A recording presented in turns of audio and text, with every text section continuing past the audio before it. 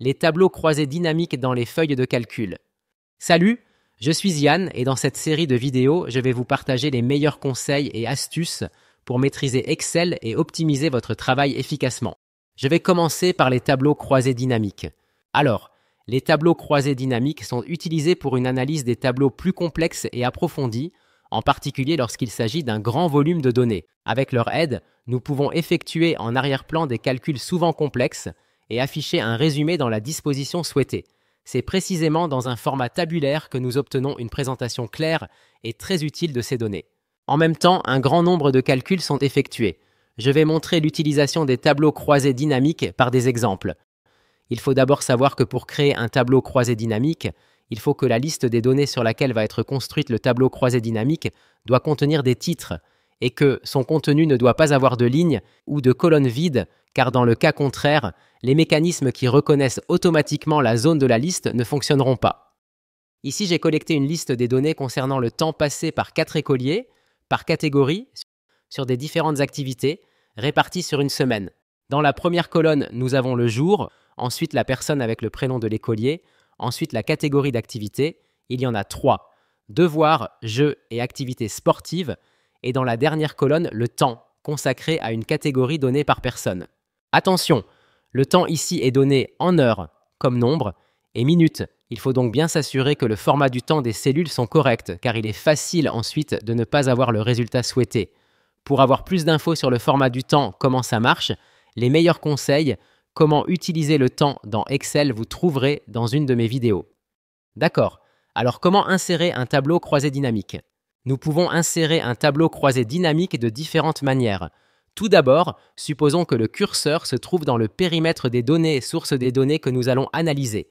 Disons qu'on se pose ici, et dans l'onglet d'insertion sur la gauche, nous avons Tableau croisé dynamique. Je clique et dans cette situation, dans ce mini-assistant, Excel nous a déjà automatiquement rempli la plage de ce tableau croisé dynamique. C'est-à-dire que tout est déjà prêt ici. Il ne nous reste plus qu'à décider si nous devons insérer cette table dans une nouvelle feuille ou dans une feuille existante. Nous le ferons dans un instant. Par contre, si le curseur ne se trouve pas dans le périmètre de la table que nous voulons analyser et que nous cliquons à nouveau sur Insertion, Tableau croisé dynamique, la plage de cette table ne sera pas automatiquement remplie et nous devrons le faire manuellement. On peut utiliser ce bouton avec une flèche noire et tout simplement de sélectionner toute la plage de la table à analyser et ensuite de confirmer. Et enfin, nous pouvons le faire d'une troisième manière, à savoir de sélectionner d'abord l'ensemble de la table à analyser, puis choisir Insertion et Tableau croisé dynamique. Et dans ces quelques exemples, je vais créer les tableaux croisés dynamiques dans la feuille de calcul existante. Si je choisis une feuille existante, je vais devoir toujours dire où, à partir de quelle cellule ce tableau croisé dynamique sera créé. Je dois donc cliquer sur ce bouton avec la flèche et pointer sur la cellule à partir de laquelle ce tableau sera créé. Dans notre exemple, je pointe la cellule F4 et je valide. Nous avons l'emplacement où le tableau croisé dynamique sera créé.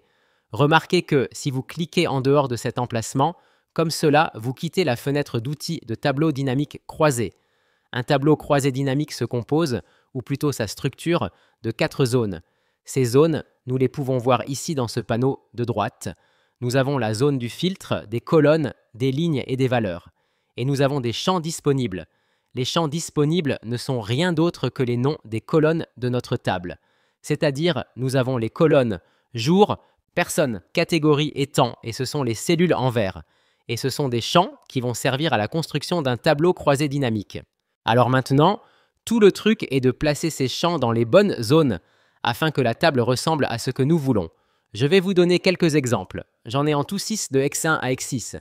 Dans le premier exemple, nous vérifions le temps total consacré par catégorie ou par personne. Nous aimerions donc savoir combien de temps a été consacré pour les jeux, combien pour les devoirs, combien pour le sport, dans cet ensemble que nous avons. Eh bien oui, tout d'abord, voyons ce qui se passe si je fais glisser le champ appelé catégorie dans la zone, ligne, comme ceci, et paf, regardez, le tableau croisé dynamique a changé. Nous avons répertorié toutes les catégories d'activités possibles ici. Eh bien, si je fais maintenant glisser le champ appelé temps vers la zone valeur, alors nous aurons, en fait, presque ce que nous voulons, ici, vite fait, gratuitement. Mais comme vous le voyez, dans ce cas, comme le champ temps n'est pas une valeur numérique, Par défaut, il nous a donné que la quantité des activités réalisées au cours de la semaine, c'est-à-dire combien il y a eu de devoirs, combien de jeux, etc. Mais il n'est pas nécessaire qu'il en soit ainsi, c'est-à-dire que la valeur que nous voulons calculer ici peut être déterminée d'une manière très différente.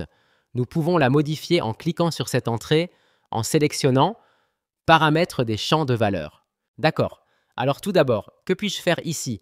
Je peux changer le nom. Ok, je peux voir aussi que cette valeur peut être déterminée non seulement comme une quantité, mais comme une somme, la moyenne, le maximum, le minimum, etc. Alors comme nous nous intéressons au temps total consacré pour chaque catégorie, nous choisissons la somme. Et j'en profite aussi pour changer le nom en temps total. Je pourrais également changer le format de ce nombre en heures et minutes, car après tout, il s'agit du temps. Il faut faire attention car nous voudrions avoir la somme d'heures et minutes, donc je choisis un format personnalisé du temps comme ceci. Et si j'ai déjà confirmé tout cela, alors notre tableau croisé dynamique ressemblera à ceci. Et c'est en réalité ce que nous souhaitions avoir, le temps total par catégorie. Vous pouvez aussi créer un graphique croisé dynamique pour chaque tableau croisé dynamique. Nous l'ajoutons dans l'onglet Analyse du tableau croisé dynamique. Nous avons un bouton de graphique croisé dynamique ici. Un clic OK. Je ne vais pas changer le type de graphique ici. Ce n'est pas le but. Je le laisse tel quel. Je valide et j'ai mon graphique croisé dynamique. Chaque graphique croisé dynamique peut être formaté exactement comme n'importe quel autre graphique dans une feuille de calcul. Je ne vais pas le faire maintenant. Concentrons-nous sur ce que nous pouvons encore montrer ici. Notamment, nous pouvons appliquer un filtre. Je peux filtrer le tableau en choisissant uniquement les catégories qui m'intéressent, par exemple seulement devoirs et jeux. Mais je peux aussi appliquer le même filtre directement sur le graphique. Ici, je peux réactiver sport ou afficher uniquement le temps total consacré aux devoirs. D'ailleurs, nous pourrions vérifier cela assez facilement. Par exemple, d'où vient 27,30 ? On pourrait écrire une formule. Disons que je vais la faire ici. Avant, je vais changer le format pour celui que nous avons utilisé.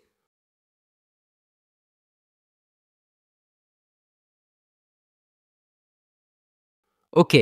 Alors, nous aimerions vérifier combien de temps a été consacré en tout au devoir.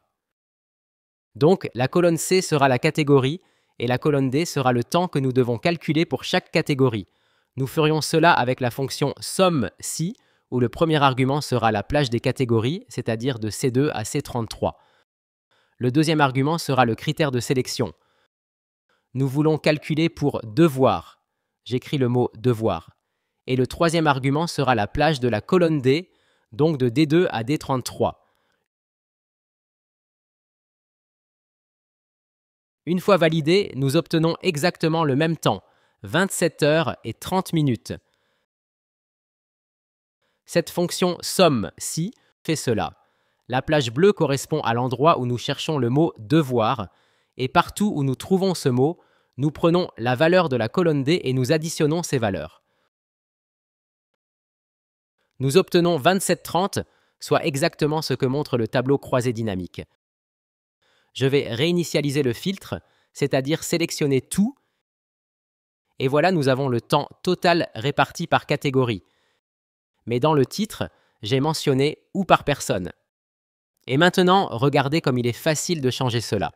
Si je retire la catégorie de la zone ligne et que je place à la place les personnes, nous avons exactement ce que nous voulons, c'est-à-dire le temps total consacré par Anya, Gaïa, Yann et Grigi. Et encore une fois, je peux appliquer un filtre, par exemple si je suis uniquement intéressé par le temps des filles. Et voilà, j'ai le temps des filles. On voit que Gaïa dans la semaine a consacré plus de temps à ces 3 activités que Anya. Passons maintenant au deuxième exemple. Dans cet exemple, nous avons exactement le même tableau, mais nous souhaitons observer autre chose, le temps total réparti par catégorie et par personne, ou par personne et par catégorie. Ici, l'ordre est important. Qu'est-ce qui sera pris d'abord comme catégorie principale et qu'est-ce qui sera subordonné? Nous allons commencer de manière très similaire à l'exemple précédent, c'est-à-dire que je place le curseur dans le tableau, j'insère un tableau croisé dynamique dans une feuille existante, et je vais même commencer à partir de la même cellule. Le début est également similaire. Je veux d'abord déplacer le champ catégorie dans la zone des lignes et le champ temps dans la zone valeur. J'obtiens exactement ce que j'avais à l'instant, mais à ce stade, je vais ajouter une étape supplémentaire. Je vais également déplacer le champ personne dans la zone des lignes. Maintenant, regardez ce qui s'est passé. Nous avons une répartition par devoir, jeu et sport, et dans le cadre de chaque catégorie, nous avons en plus les personnes correspondantes. Et cela reflète exactement la hiérarchie définie dans les lignes. D'abord, il y a la catégorie, ensuite la personne. Si nous créons un graphique croisé dynamique à partir de cela, nous obtenons une structure filtrable de plusieurs façons. Par exemple, ajoutons des étiquettes de données et ajustons la largeur des barres pour qu'elles soient un peu plus larges. Ok, et regardez, comme d'habitude, je peux filtrer ici par catégorie. Si je choisis de voir uniquement le temps consacré aux devoirs, nous aurons ici aussi Anya, Gaïa et Grigi et leur temps consacré aux devoirs. Mais je peux également trier ou filtrer par personne. Supposons que je souhaite voir uniquement les filles, c'est-à-dire Anya et Gaïa, et voilà leur temps consacré aux devoirs. Très bien, alors essayons de revenir à l'affichage initial, c'est-à-dire d'afficher toutes les catégories et toutes les personnes. Voyons maintenant ce qui se passe si nous échangeons simplement l'ordre des deux éléments dans la zone des lignes, en plaçant personne au-dessus de catégorie. Nous avons une petite révolution. Nous avons d'abord une répartition par personne, puis chaque personne est divisée par catégorie d'activité. Nous voyons ainsi Anya, Gaïa, Ian et Grigi, avec le temps total pour chaque personne, et on peut toujours filtrer comme on le souhaite. Mais je voudrais maintenant montrer autre chose. Supposons que pour Anya, je clique sur ce petit bouton à côté de son nom. Alors, tout son temps passé sera additionné et représenté dans une seule colonne ou barre. Par exemple, Gaïa, qui a ici un total de 19 heures et 30 minutes, mais actuellement est divisée en devoirs, jeux et sport. Si je clique sur le bouton pour réduire ces catégories, nous voyons une barre unique représentant ces 19 heures et 30 minutes au total. Nous pouvons faire de même sur le graphique, en cliquant sur le petit signe « moins » ici, et à ce moment-là, toutes les personnes sont regroupées, leur temps additionné, et une seule barre pour chaque personne est affichée. Si je clique sur le signe « plus », je vais développer à nouveau tout et retrouver la vue initiale. Voilà, le deuxième exemple est terminé. Dans le troisième exemple, nous souhaitons calculer le temps maximum, minimum et moyen consacré par catégorie ou par personne. Alors, commençons encore une fois par insérer un tableau croisé dynamique, de la même manière que précédemment, dans une feuille existante à partir de la même cellule. D'accord, commençons d'abord par les catégories. Puisque la catégorie doit être placée dans la zone des lignes, je la glisse dans cette zone et nous obtenons ce que nous connaissons déjà. Ensuite, nous allons procéder de manière à glisser plusieurs fois le même champ dans la zone des valeurs. Nous voulons calculer le temps utilisé pour chaque catégorie, donc en gros le temps. La seule colonne contenant les temps est la colonne temps, donc je vais glisser le champ temps 3 fois dans cette zone. Je vais ensuite modifier les paramètres pour chacun.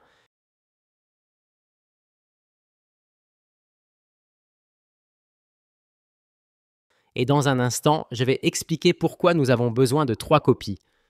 Regardons d'abord le résultat obtenu. Nous avons 3 colonnes avec le même résumé, dans ce cas la somme de temps. D'ailleurs, ce total de 84 heures et 45 minutes peut être facilement vérifié. Il suffit d'appliquer la fonction d'autosomme sur la colonne temps. Et nous voyons 84 heures et 45 minutes. Revenons maintenant au tableau croisé dynamique. Nous voulons que la première de ces colonnes réponde à la question « Quelle a été la durée maximale consacrée à une activité pendant une journée donnée ?» Pour cela, je dois modifier le champ « Somme de temps ». Je peux soit accéder aux paramètres du champ de valeur, soit tout simplement double-cliquer sur « Somme de temps » ici. Ensuite, je choisis l'option « Maximum » et je renomme la colonne en temps maximum.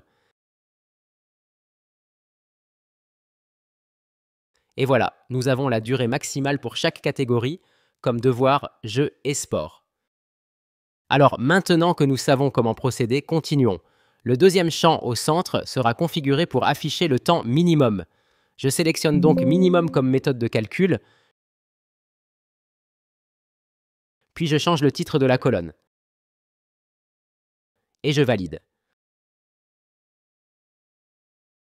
Pour la troisième colonne, nous voulons le temps moyen. Je définis la méthode de calcul sur moyenne et je renomme cette colonne.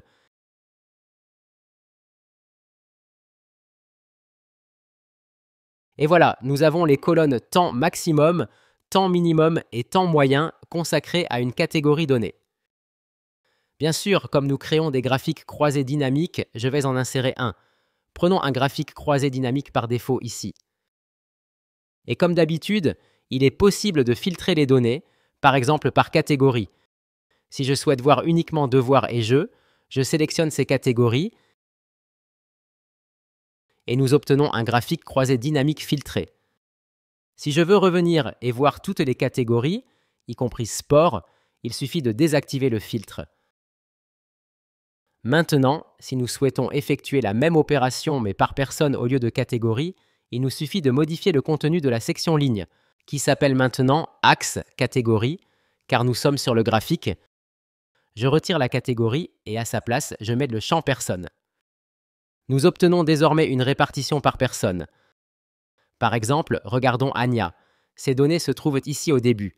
Le temps maximum qu'elle a consacré à une activité pendant une journée donnée est de 4 heures, le minimum est de 1 heure et nous pourrions calculer la moyenne si nécessaire. Dans ce tableau croisé dynamique, le total général n'est pas indispensable. Je vais donc vous montrer comment désactiver cette rubrique. Je fais un clic gauche de la souris sur le tableau croisé dynamique, puis dans les options du tableau croisé dynamique qu'on trouve ici, je vais dans la section Totaux et filtres et je désactive Afficher les totaux des colonnes. Et voilà, notre tableau est un peu plus clair sans ces totaux généraux. D'accord, alors passons au quatrième exemple. Dans cet exemple, nous allons créer un tableau un peu plus complexe. Nous voulons afficher le temps passé par catégorie et par jour. L'objectif est de savoir qui, un jour donné, a consacré combien de temps dans chaque catégorie. Commençons par créer ce tableau.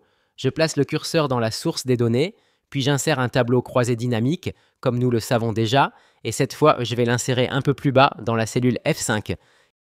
Et voilà, la zone de création d'un tableau croisé dynamique est prête. Alors maintenant, essayons de la configurer. Nous voulons voir les temps par catégorie et par jour, ce qui nous laisse deux possibilités. Regardons comment procéder. Soit nous plaçons la catégorie dans la zone colonne et le jour dans la zone ligne, c'est-à-dire les jours de la semaine, soit nous faisons l'inverse, le jour dans la zone colonne et la catégorie dans la zone ligne. Et regardez bien, les catégories devoirs, jeux et sport apparaissent dans ces lignes et les jours de la semaine dans ces colonnes. Qu'allons-nous calculer? Le seul champ contenant des valeurs à calculer est le champ temps. Je le glisse dans la zone valeur. Par défaut, il m'a calculé le nombre d'occurrences, mais je modifie cela pour qu'il affiche la somme afin d'obtenir le temps total en format heure et minute, c'est-à-dire le temps total passé chaque jour par catégorie. Voilà, si les totaux généraux ne nous intéressent pas, nous savons déjà comment s'en débarrasser. Ok, pour rendre les choses plus lisibles, je vais rapidement appliquer un formatage avec des bordures pour mieux délimiter les cellules. Nous voyons maintenant clairement combien de temps a été consacré pour chaque catégorie en un jour donné. Par exemple, nous remarquons que mardi, personne n'a fait de sport et que vendredi, personne n'a fait de devoir. D'accord, mais nous voulons aussi avoir la possibilité de filtrer les résultats par personne. Je reviens donc au tableau croisé dynamique et vous voyez que je n'ai pas encore utilisé la zone filtre. Disons que j'y glisse le champ personne. Et que se passe-t-il? Une liste déroulante apparaît ici, ce qui me permet par exemple de choisir et afficher que les données pour Anya. Si nous sélectionnons les temps de Anya dans la table source, nous pouvons facilement vérifier que les totaux correspondent bien à ce que montre le tableau croisé dynamique.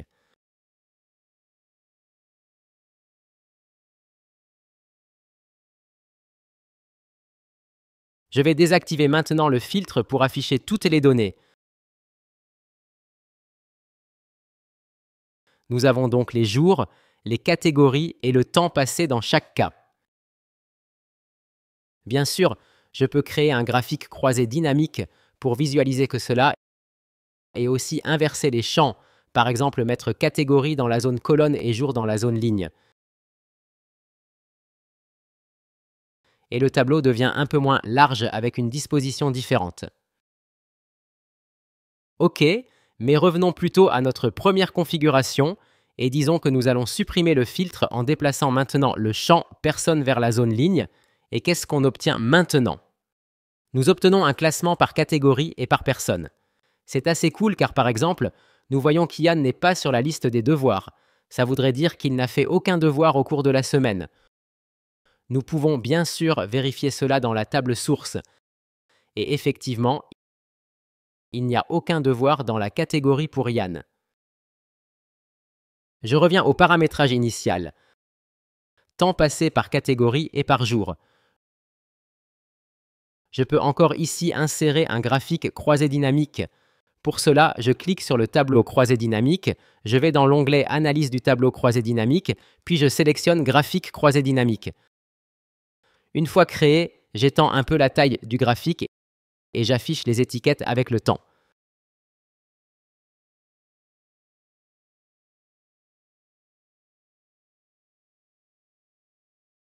Par exemple ici, on peut remarquer que le dimanche, le plus de temps a été consacré au jeu, 16 heures en tout.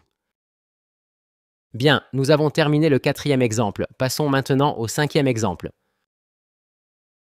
Dans l'exemple 5, nous voudrions savoir combien d'activités une personne donnée a effectué durant une journée, c'est-à-dire si elle a fait seulement des devoirs ou seulement du sport ou par exemple les deux. Alors commençons traditionnellement à insérer notre tableau croisé dynamique. Encore une fois, de la même manière, n'oubliez pas que la pratique rend parfait. D'accord, alors qu'est-ce que j'aimerais faire ici? J'aimerais obtenir le nombre de catégories par jour et par personne. À cet effet, je vais commencer par ajouter le champ « jour » dans la zone « lignes », car je voudrais voir pour chaque jour ce qui a été fait. Ensuite, j'ajoute le champ « personne » dans la zone « colonne » et j'obtiens une répartition par jour et par personne. Les colonnes sont maintenant Anya, Gaïa, Grigui et Ian. Ce qui m'intéresse, c'est le nombre de catégories effectuées un jour donné par une personne donnée. Je glisse donc le champ catégorie dans la zone valeur. Comme catégorie est un champ de type texte contenant des mots tels que devoir, jeu ou sport, l'unique statistique pertinente que l'outil peut calculer ici est le nombre d'occurrences. Cela correspond au nombre de valeurs présentes chaque jour pour chaque personne. Regardons le tableau obtenu. Les totaux ne sont pas vraiment utiles ici, je vais donc les désactiver.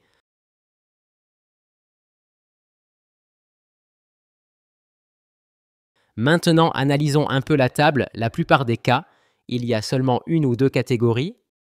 Mais par exemple ici, nous en avons 3 et ça concerne Gaïa. Vérifions donc dans notre table source si c'est le cas.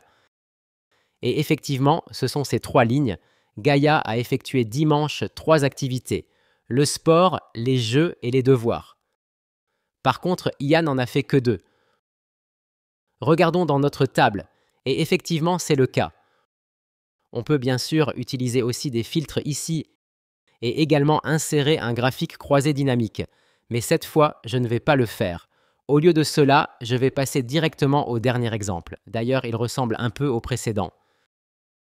Nous voulons savoir combien de fois une personne a effectué une activité donnée dans la semaine. Par exemple, combien de fois Anya a fait du sport dans la semaine. Pour cela, nous allons faire une manipulation un peu différente de celle que vous avez vue dans les exemples précédents, bien sûr, à part le fait de créer le tableau croisé dynamique toujours de la même manière, c'est-à-dire en cliquant sur une des cellules de la table source, puis onglet Insertion, tableau croisé dynamique, et je le place dans cette cellule. Et ok, nous avons une vue que nous connaissons déjà très bien. Mais en réalité, ce n'est pas une vue classique d'une zone de création d'un tableau croisé dynamique, même si par défaut ça se présente comme on le voit. Pour avoir une vue, ou plutôt une disposition classique d'un tableau croisé dynamique, il faut aller dans les options du tableau croisé dynamique. Je clique avec le bouton droit de la souris cette zone et je choisis Options du tableau croisé dynamique. Ici, je vais dans l'onglet Affichage et je coche Disposition classique du tableau croisé dynamique. Et voilà, regardez maintenant ce que nous avons. Il nous suggère à déposer des champs de lignes, de colonnes ou de valeurs directement ici. Donc nous avons la possibilité de glisser les champs que nous voudrions analyser directement dans ce tableau sans passer par les zones à côté ici. Par exemple, le champ catégorie, je vais glisser ici vers le champ de ligne, le champ personne vers le champ de colonne, et pour le champ de valeur, je vais choisir par exemple la catégorie. Et voilà, regardez, c'est pratiquement ce que je voulais avoir. Je vois combien de fois une personne donnée a fait ses devoirs dans la semaine. Par exemple, combien Anya, Gaïa et Grigui et combien Yann. Vérifions dans la table source, Anya et Gaïa, si on compte bien, elles ont chacune effectué 4 fois leurs devoirs dans la semaine. 1, 2, 3 et 4, et la même chose ici. Tandis que Yann n'en a fait aucun. Donc ça correspond bien à ce que nous avons dans le tableau croisé dynamique. Alors ici, les totaux ne servent vraiment pas à grand-chose, donc vous savez maintenant comment les enlever.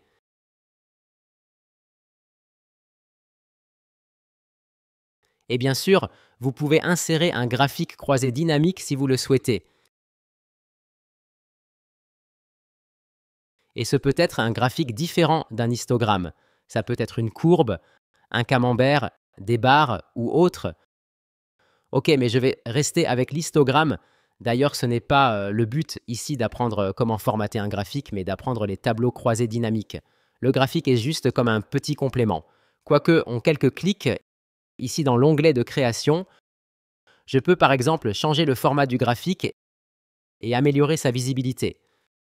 Ok, alors ça serait tout concernant les tableaux croisés dynamiques que je vous ai montrés en s'appuyant sur quelques exemples choisis. Bien sûr, il faut se rappeler que nous avons ici peu de données et il était très facile de vérifier si tout correspondait bien par rapport à la table source. D'accord, mais encore une petite chose, comment en fait supprimer un tableau croisé dynamique? Car directement avec la touche Delete, ça ne fonctionne pas. À partir de Excel 2016, nous avons deux solutions. Une standard qui était déjà connue dans les versions antérieures, c'est-à-dire nous pouvons aller dans l'onglet Analyse de tableau croisé dynamique et dans Action, nous sélectionnons le tableau croisé dynamique et seulement après, nous le pouvons supprimer avec la touche Delete. Mais nous avons une deuxième solution plus récente et plus simple, disponible dans les nouvelles versions d'Excel. Nous faisons juste un petit clic droit sur le tableau et nous choisissons « Supprimer le tableau croisé dynamique ». En ce qui concerne le graphique, il suffit de le sélectionner et d'appuyer sur la touche Delete et c'est parti. Et une dernière chose que je voudrais vous faire remarquer, par exemple ici, il faut être conscient que tout ce que vous changerez dans la table source ne s'actualisera pas automatiquement dans le tableau croisé dynamique ici. Ça veut dire que par exemple, si Yann a fait ses devoirs, le dimanche, par exemple au lieu des jeux, je vais écrire « devoir », ça ne va pas être automatiquement pris en compte dans le tableau croisé dynamique. Pour le faire, il faut revenir au tableau croisé dynamique et de choisir dans l'onglet « L'analyse » l'option de l'actualisation. Et je choisis « Actualiser tout ». Et voilà, maintenant tout le monde a fait en moins une fois ses devoirs dans la semaine. Et ça sera tout pour cette vidéo. J'espère que les tableaux croisés dynamiques ne seront plus pour vous une magie noire et que je vous ai éclairci un peu leur fonctionnement. Merci de votre attention et à la prochaine vidéo.